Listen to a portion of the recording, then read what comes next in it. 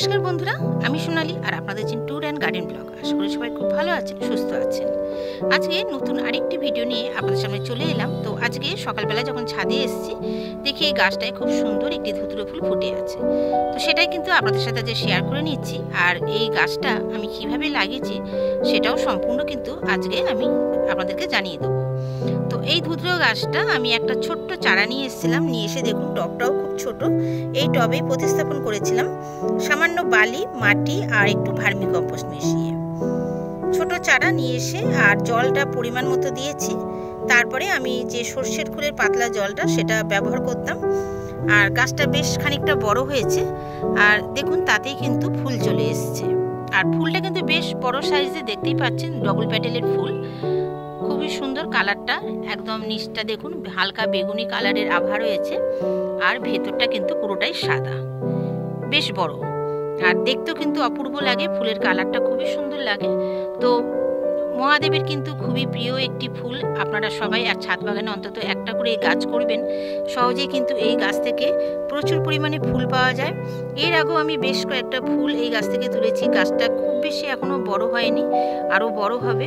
আর এর ডালপালাগুলো মাঝে মাঝে আমি কি করি, যখন ফুল ফোটে না সেই সময় একটু ছেটে দেবো। আর কুড়ি কিন্তু অনেক কুড়ি আসে মাঝে মাঝে এই গাছে। আর এই গাছ থেকে যদি আপনারা একটা ধুতুরো গাছ নিয়ে এসে সংগ্রহ করে লাগাতে পারেন, তাহলে এই গাছের যে বীজ হয় সেই বীজ থেকে কিন্তু আরও অনেক চারা আপনারা তৈরি করে ফেলতে পারবেন। বীজগুলো থেকে ভেতরে অনেক, একটা বীজ যদি হয় সেই বীজ থেকে কিন্তু অনেকগুলো চারা হয়। তো দেখুন এই গাছটা একটা ছোট্ট চারা বলতে গেলে আমি একদমই ছোট চারা নিয়ে এসেছিলাম। তবে একটা দুটো এই গাছ রাখা ছাদ বাগানে ভালো। আমাদের বিভিন্ন রকম গাছ আমরা ছাদ বাগানে করি, তবে এই ধুতুরো গাছ বন্ধুরা আপনারাও একটা করবেন। আর এই গাছে এছাড়াও কোনো ধরনের সেরকমভাবে সার দিতে হবে না।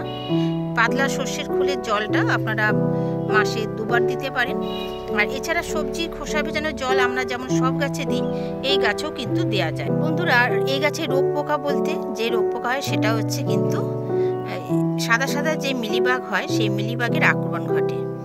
মিলিবাগের আক্রমণ যদি হয়, আপনারা 1 লিটার জলে অল্প একটু শ্যাম্পু মিশিয়ে তার সাথে একটু অল্প পরিমাণে ডিটারজেন্ট যেটা লিকুইড সোপ সেটাও মেশাবেন। মিশিয়ে ভালো করে ঝাঁকিয়ে যদি পুরো গাছে অন্তত যদি খুব বেশি পরিমাণে আক্রমণ হয়, 3 দিন 4 দিন পর পর একটু স্প্রে করে দেবেন।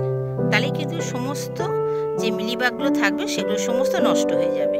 তো এই মিলিবাগের আক্রমণটা খেয়াল রাখতে হবে।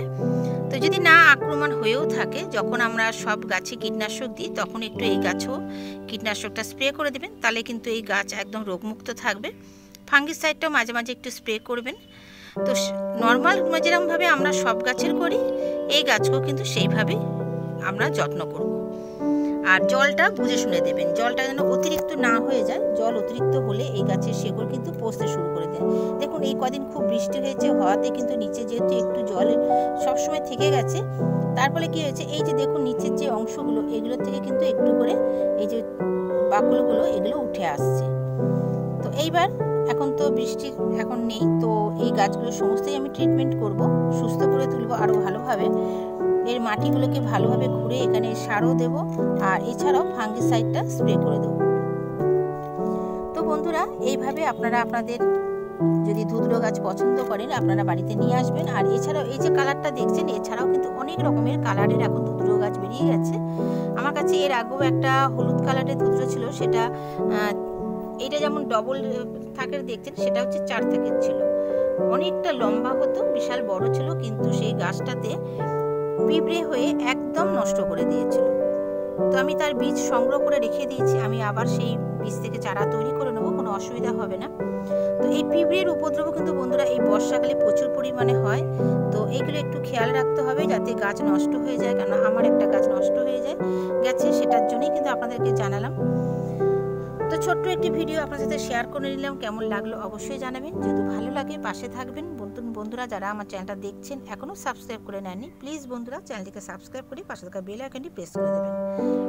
আর যেসব পুরনো বন্ধুরা আমার চ্যানেল নিয়মিত দেখেন তাদেরকে অসংখ্য ধন্যবাদ। সবাই খুব ভালো থাকবেন, সুস্থ থাকবেন। দেখা হচ্ছে আবার পরবর্তী কোনো নতুন ভিডিওর সাথে। টাটা বন্ধুরা।